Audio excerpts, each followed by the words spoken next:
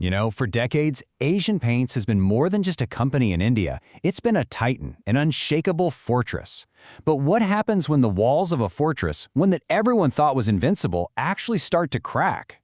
That's what we're diving into today, the unprecedented challenges facing this long-dominant player.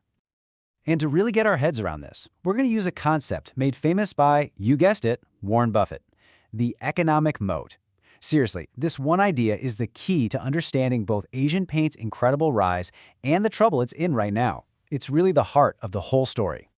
So before we can talk about the threat, we have to understand the fortress itself. For years, Asian Paints wasn't just a market leader. It felt completely invincible, like a castle with a moat so wide nobody could even dream of crossing it. Now, the idea of a moat is actually pretty simple, but man, is it powerful. It's basically any special advantage a company has that keeps competitors away. Things like, a super strong brand, a unique piece of tech, or just being way cheaper than everyone else. And for Asian Paints, their moat was built out of all of those things. And the result of that incredible moat? Well, it's this number right here. For years, Asian Paints commanded a staggering 59% of the decorative paints market. Just take a second to think about that. In a huge competitive industry, one single company held almost 3/5 of the entire market. That's not just leadership, that's total dominance. So how in the world did they build this fortress? Well, for starters, unmatched brand recall. For generations of Indians, the word paint basically meant Asian Paints. Then, there's their distribution network, a massive 169,000 retail touchpoints. It was so big, it was practically impossible for anyone else to match their reach. And all of this was built on a foundation of decades of trust and just rock-solid, predictable financial performance. But that was the past. Because after all those years of dominance, that fortress is starting to show some serious cracks. And we're not talking about little hairline fractures here. These are sudden, deep, and really alarming signs of trouble that all popped up in this last fiscal year. It all starts here. Operating income, that's the profit from their main business, selling paint. It fell by 4.5%. Now, for a company that's used to nothing but steady growth, any drop is a red flag. But believe me, this was just the beginning. And this is where things get much, much more serious. Take a look at the operating profit. It dropped by over 25%. This number tells you that the company's core ability to make money was getting squeezed, and squeezed hard. And then, here's the knockout punch. Net profit, the final bottom line, down by a third. A 33.3% collapse in a single year. I mean, for a blue-chip titan like Asian Paints, a number like this it's almost unbelievable. It screams that something is fundamentally wrong. And look, this isn't just me or some analyst saying this. The company's own management came out and confirmed how bad it was. They called it the worst demand environment in 2 decades.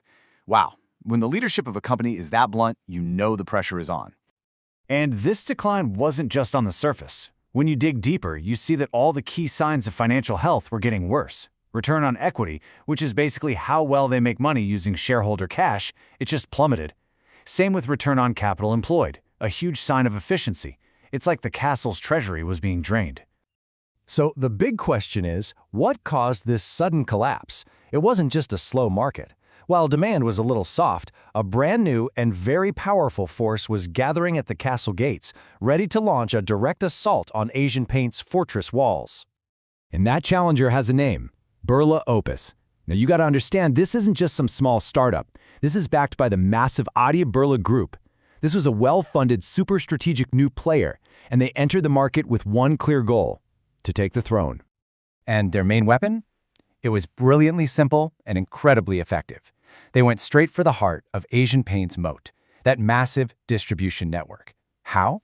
By offering dealers way better margins. I mean, why would you earn 4 to 5% with the old king when you could earn 10 to 12% with a new challenger?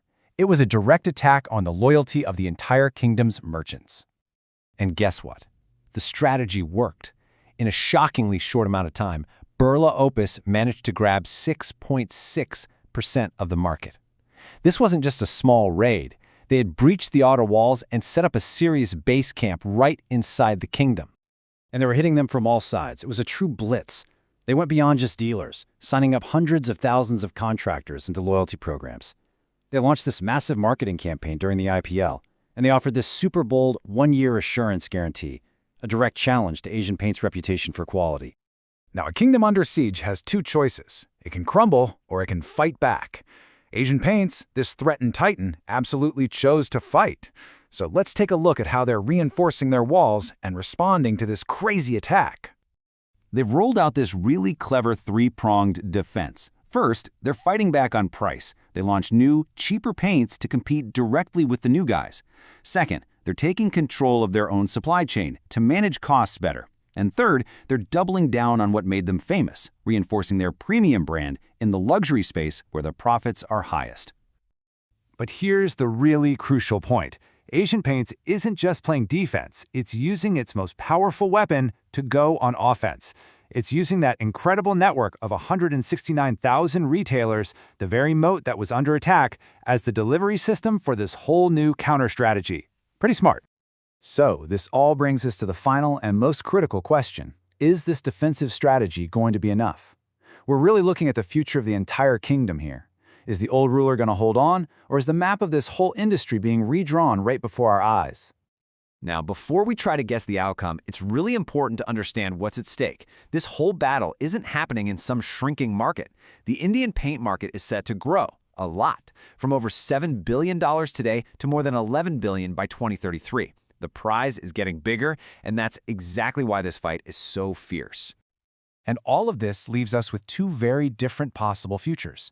The bull case, the optimistic view, is that Asian Paint's powerful brand, its loyal customers, and these smart defensive moves will let it recover and keep winning in a growing market. But the bear case? It says that this new competition is so intense, it has permanently broken the Titan's pricing power, and that the era of one company dominating is just over. And that leaves us right here with our final question. For decades, Asian Paint's economic moat seemed absolutely unbreachable. But now, with powerful new armies storming the gates, we have to ask, is that moat still wide enough and deep enough to protect the castle? Or are we watching the map of this entire industry get permanently redrawn?